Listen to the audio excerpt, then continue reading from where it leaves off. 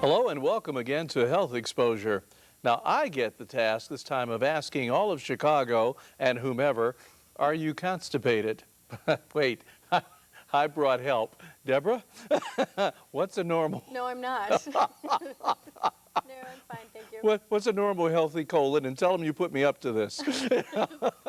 Well, you know, it's interesting because actually today I was working with a client, a new client, and I said, so are you still constipated? And his retort was, oh, I'm not constipated unless you think moving my bowels 4 inches a day is constipated.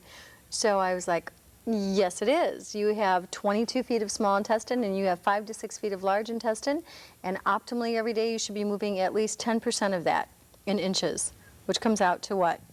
22 plus 6, we're talking 28 inches, so you should move at least 28 inches or so of feces out of the colon every single day. That's a tremendous job. Goodness. Right. So you're That's looking... incredible. I mean, it really is. At 28 inches? Well, thereabouts, and if you at least give yourself a good 20-inch bowel movement, you know that you're cleansing the colon every single day. Is that how one knows if they're constipated? By the size and length of feces, I suppose? Yes. So if in fact you're moving your bowels 2 inches a day, you know, and many people come in, Kurt, when they meet with me, and I'll say, are you moving your bowels regularly? And they say, yeah, I move once a week, twice a week, 3 times a week, once a day, 2 inches of stool is evacuated. It's not enough. And even though a physician may tell someone, if you move once a week and that's what you've been doing all your life, you're perfectly normal, that's not true. That's not a healthy colon. Mm-hmm. And the well-being of the body as a whole is dependent upon this muscle, the large intestine, sphinctering and moving all this excess, unused waste along. So if you're not moving your bowels every single day, you're in trouble. And if you're not moving at least, I'd say 12 to 20 inches of stool a day, you're not moving your bowels and you are constipated, as well as you could be anyway. Oh, I see. Deborah, what causes constipation? Well, the typical American diet. Okay. Why do you have your nose turned up like that? You're so cute. You're like, what causes constipation? I don't know what causes constipation. The typical American diet. I mean, people consume a lot of caffeine, which is very dehydrating.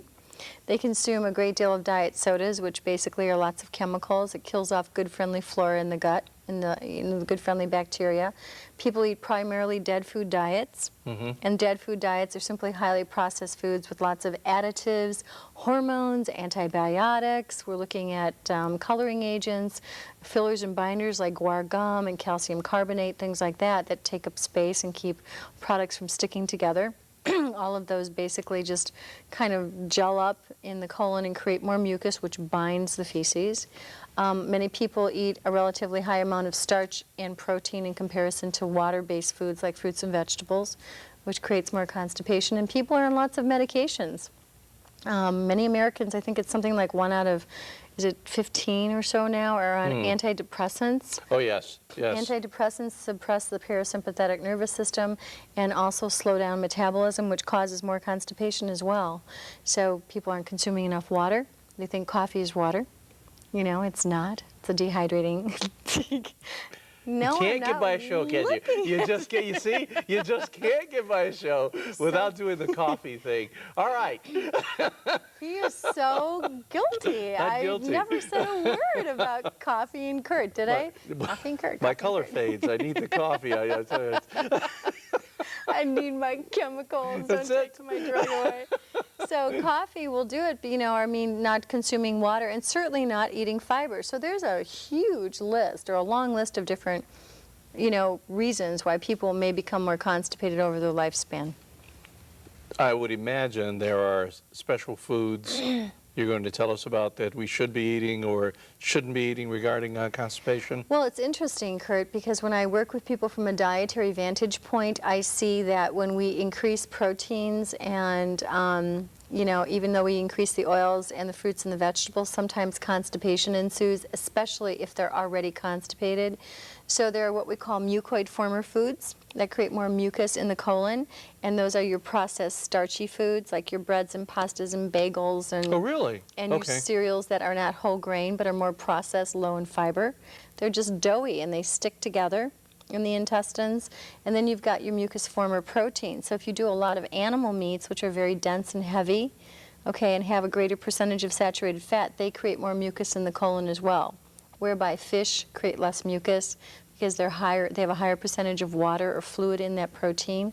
Your oils create actually a lubrication for the intestinal tract, especially the first 5 feet of the small intestine. And then you have your fruits and vegetables, which are water-based, and they create a lot of water in the bowel. So those are very beneficial. They actually help to balance the mucus. So I had one client who said, I'm getting a little bound up, and I said, you know what, just throw in another cup of vegetables and another piece of fruit. Boom, he was rolling. Oh, that's good. Yes. That's good. So, can one increase fiber quickly? not a good idea. You'll end up with fur balls in your intestines. Everybody have a cat out there that gets fur balls, kind of like, I call them fur balls in your intestines. Okay. Not a good idea. I see. Most Americans actually consume maybe 4, 5, 6 grams of fiber a day, at the most 10. Optimally, we want to consume at least 20 to 35 or 40. Oh, so really? if you immediately go up to 35 grams of fiber a day, the problem with that is, A, your body's not accustomed to it. You're probably not hydrated enough. You're going to end up with this goop that ends up kind of blocking up the colon, and you become more constipated. So it's always wise to start with the water-soluble fibers first, increasing those wholesome grains, and then doing your fruits and vegetables, which create more water in the bowel and help to scrub the intestines out. So I say go up to maybe 10 grams a day if you do 5. And how do you know what a gram is? Well, a piece of fruit gives you maybe 3. A cup of vegetables gives you maybe 2 or 3. Mm-hmm. So, if in fact you do 2 pieces of fruit a day and 2 cups of vegetables a day, you're looking at 9 to 10 grams of fiber. Oh, I see. Well, this time I get to sound smart, and I get to say enzymes. I don't know what I'm going to say about enzymes, but I get to say enzymes. What do they do? All right. Well, enzymes are really beneficial for many people, and what happens with the body if you've not consumed live foods for quite some time, and most kids are growing up on what we call the typical American diet, which is enzymatically deficient. And enzymes, according to most biochemists, are what we call the key to life. And the key to life means that you make enzymes of which your body produces hundreds a day, help to break down all of your foods. There are proteases for proteins, lipases for fats, amylases for carbohydrates, and cellulases for fiber. Or cellulases for fiber. So you have, in fact, all these enzymes that help to break down these different components that are found in wholesome live foods. If you're eating foods that don't contain active live enzymes, like your fruits and your vegetables and your whole grains that haven't been processed, and your raw seeds and nuts and your cold water fish, then you end up with a gut that becomes barren.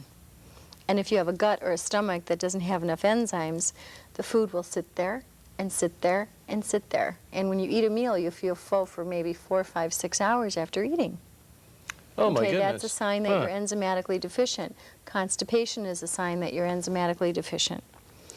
People who bloat and swell after eating, food, they just, go to sleep. The food's sitting there. All of the energy is going to the gut to help break the food down. So your body's like, could you take a nap?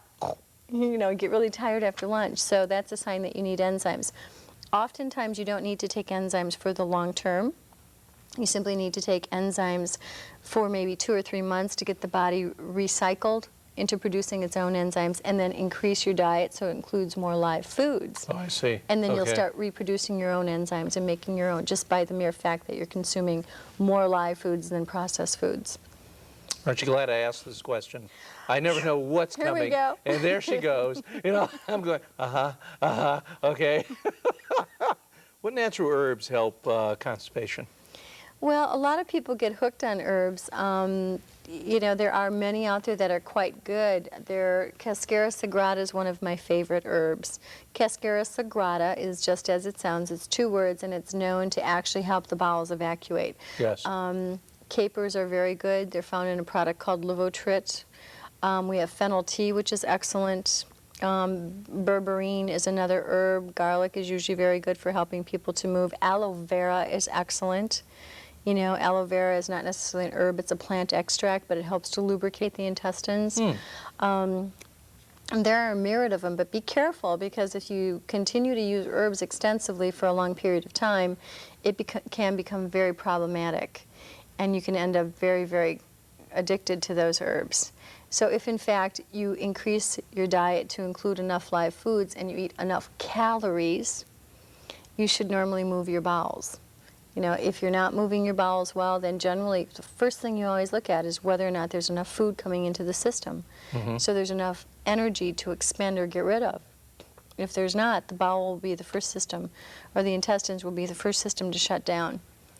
Because your body can live without calories for the intestinal tract. It will take the fuel you give it and it will service the brain, the heart, the parasympathetic nervous system. So let's say, Kurt, you need 1,800 calories a day and you eat 12. Your body goes selectively, I think I'll give his brain a little bit of fuel. Okay, I'll give his heart the rest of it. And you know what? He doesn't have enough to do the regeneration while he's sleeping, so we'll keep him up at night. Maybe he'll get the idea that I'm hungry and I need to be fed. So you don't sleep as much. You have trouble staying asleep. Your body wakes you up and goes, hello, I'm hungry. Oh, so that's interesting. a sign. You know, 9 times out of 10. Now, is that people, parasympathetic? Is that, you mentioned that word, and that's the autonomic nervous system that works when you're actually sleeping. So respiration, detoxification, you know, all those little functions that you don't even know your body's going through every single is day. parasympathetic. Now, what is sympathetic? Sympathetic is the other system that we actually breathe with, like when you go like that, and you're nervous, you know, you take a big breath. I see. So those are the systems that you want. Your body has to have energy to do all of the work every single day. So you must make sure that, in fact, the endocrine system, which is guided by the parasympathetic nervous system, is doing what it has to do. It's laying down hormones, it's making the thyroid function, the adrenals, the pituitary and the hypothalamus are all controlled by the parasympathetic nervous system, and they do all of their busy bee activity when you're sleeping at night. Oh, I see. So if there's not So if you're not sleeping, they they're can't not do their doing work. their deeds. Yeah, their Oh, I good deeds see. every day, which is healing and regeneration and laying down and building and detoxification. So you want to make sure that the system is getting enough fuel. Always, always, always, if you're not moving your bowels or you're not sleeping, look at the number of calories you're consuming every day. And there's a simple thing that you can do. Okay. You can simply take your current weight times 12 to find out how many calories you need a day. Now, So you'll need to get a calculator. No. unless you're really good with your multiplication tables. Don't have to divide, so it's easy. Yes, so you Okay. can multiply. Now, the problem is, let's say, for instance, I need 1,800 calories a day for my weight and size. If, in fact, I go more than 500 calories away, or if anyone goes or takes in less than 500 calories a day away from their basal metabolic needs, your body will go into what we call a stall. Okay, where it shuts down metabolism and starts conserving fuel as fat rather than burning it. And when you don't move your bowels, that's a sign again that there's not enough fuel coming in consistently. You may find that one day you have great bowel movements, and if you look back at the day prior, you ate a great number of calories. And then there's a day where you had none. You know, and the day prior to that, you ate a minimal amount of calories, not enough to service the system to make it operate. I see. Now you talked about fish, but you haven't said too much about water. H2O. Oh, water. I know you like water. Water. Yes, we do. Water is so important, Kurt. It's the primary medium by which the body functions. If you don't have water, your body cannot cycle the toxins out. It can't even pull vitamins and minerals into the cell. It won't make the friendly bacteria. It won't clear the bowels out. It will not help to evacuate. You know. Whoa.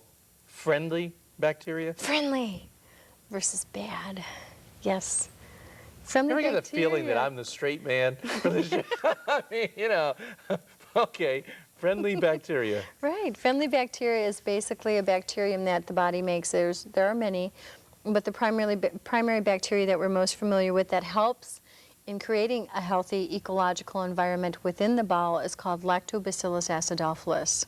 I knew that. Yes, I know. When I say that, you get to repeat that at home. Lactobacillus acidophilus. So we call them Biffidulf, you know. Biffidulf. Bifidus and Dolph, yeah. Okay. So Biffidulf, or Lactobacillus acidophilus, is a friendly bacteria that, if in fact you have a healthy intestinal mucosal wall, you have these little villi in there, and they hang around the side of the wall of the colon, and they go like this, you know, little finger-like projectiles. And with that fluctuation that they go through every minute of every day, they create friendly bacteria. And that friendly bacteria helps actually to move the feces along the colon. it gives low odor to the feces, and it helps, in fact, for it to have a nice shape, color, and consistency. So it's well formed, not broken up, not too hard to pass. But you need water to do that. Mm-hmm. You said low odor? Mm-hmm. Is for what? For the feces. So if you have a low odor to your feces, that means that you have plenty of friendly bacteria. Oh, that's interesting. Right. That is interesting. And as my clients work with me and we clear up their diet, the odor, again, when they pass their bowel movements, basically becomes odorless, which is interesting. That yeah. is interesting. So water is necessary. Your body is actually, if you look in the mirror at this, cute little face of yours, you have 72% water in your system. So if I were to take all the water out of your shoes, out of your toes and your bones and your eyes and your lips and your hair, skin, and nails, you would fit into a shoebox if we dehydrated you down. Isn't that a great visual? That's You're just a little thing is what you are. I'd fit in a shoebox. Yes. Right. Yes. I see. Yes. This would be a waterproof shoebox. All the water out of your bones. I see. Yes. Interesting. So given that, you have to have enough water. That's incredible. It is. When you really think about it, all jokes aside, that we could fit into a shoebox, so we are basically water. Yes, we are. And if you think about all the things that affect water and how important nutrients and minerals and... Right. In fact, your water carries your fiber. Your water carries all your vitamins and minerals. You have to have water to help break down and transport your protein or your amino acids. It's the medium by which all things work or exist or procreate. So if you don't have water in the system, now I'm not talking Kool-Aid, I'm not talking about your diet sodas, I'm not talking about coffee. Those are processed in the liver very differently. Water But is actual water. Right. That is not, and let me say it for her before she missed the show, not tap water. She'll go crazy if you go out and get tap water. She wants you to get good water. Right. How'd I do? Very good. Thank you very much. However, we don't want to scare people away from water, because if you can't afford to buy bottled water, and many of us can't, then at least go buy a little $20 filtration water pitcher. Okay. And this is just a sidebar. It's called a Brita, B-R-I-T-A. And the Brita, in fact, is a clear water pitcher, and I see they're coming out with competitors that are even more reasonably priced. It has Sitta, because you need a Brita and a Sitta. A Brita and a Sitta? What kind of lingo is that? I have no idea. I'm trying to still picture somebody in a shoebox. Everybody. I'm having a hard time with this. But nonetheless, the Brita filters water from the tap through a carbon filter, and all you need to do is replace that carbon filter once a month for $7. That's incredible. Versus buying bottled water every day. And the filtration unit, the little carbon filter, will pull out all the heavy metals and lead and cadmium and arsenic and things like that. It doesn't purify the water, but that's a very good start. That's good. Okay. There's something I've been hearing about, and I know that you're very much interested in right now, and we're talking about colonics. And I think that when you're dealing with your clientele and to help them ameliorate their conditions, you often tell them to get a colonic. Right. Tell us a little bit about that. If people are terribly constipated, meaning that they don't move their colon at least once a day, at least 12 inches, and optimally you want 3 movements a day at least 8 to 10 inches each, 8 inches is ideal, then in fact I will encourage them to go and seek colonic therapy, or colon hydrotherapy as it's referred to. And colon hydrotherapy, has just a really bad reputation in a lot of areas. People are terrified of it because doctors, for the most part, have just have vigorously opposed colonic therapy. And the truth of it is, Kurt, that colonic therapy was the only medical practice that was implemented throughout the 16th, 17th, 18th, and early 1900s. Oh, really? Yes. They use colonic therapy, and believe it or not, in the medical profession, they used leeches and colonic therapy for the most part. They didn't have antibiotics until the 30s. So when someone came in with a fever, what they would do is they would put warm soapy water with wax into the rectum and create a colonic hydrotherapy system, and that would pull a lot of the feces and infection out of the body. Fevers would go down. So with the infusion of antibiotics into our society, colon hydrotherapy fell by the wayside. Oh, I see. Okay. And in fact, it's something that most people need most of the time if they eat a dead food diet. So I find that if people are trying to detox and do more fiber and drink more water and they're still not successful at evacuating well with a hearty bowel movement every day, or a couple hearty bowel movements, then colon hydrotherapy really assists to do that. It will pull blockages out. It's a very gentle infusion of water into the rectum area. It's not painful.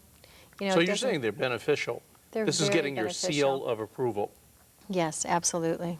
Absolutely. Notice how her voice lowered. Absolutely. And she said, absolutely. So, I will colonics. share with you and my viewing audience my Okay. experience with colonics. I actually, about 2 years ago, I noticed that my knuckles were really aching. And there's a great deal of bone cancer and rheumatoid arthritis in my family, both sides. And I thought, jeepers, that's so weird. Why is that happening? You know, I don't abuse myself, and I eat really well, and I drink my water, and da da And da you da. weren't beating your significant other I or wasn't anything beating like that. anybody so up. That's It was, right, I you see. know, and it was moving around actually in my knuckles, and they were swelling up a little bit. And so I did some investigative reading, thinking, jeepers, what can this be?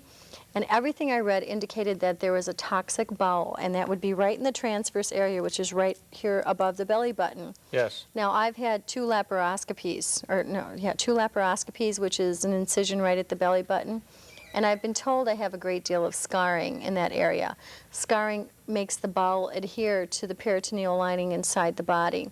So that can cause like a twist or a pull or congestion in that area. And I do Okay. get bound up in that area. All right. So I thought, well, jeepers, even though I really move really normally and pretty well, you know, maybe I have some old impacted feces along the transverse area in Okay. the colon. So I sought colonic therapy and, you know, became very well acquainted with the ins and outs and whys and wherefores of it, and went basically once a week, you know, for about 6 months, and then I weaned down to twice a month, and then I weaned down to once a month, and now I probably go once every 6 or 8 weeks. Okay. But I found during the course of that curriculum, not only did my hands and the knuckle pain go away, I ended up clearing out my sinuses. And I have had sinus problems all my life since I was a little girl, actually since I had all my fillings put in when I was 12. I had a lot of dental work done.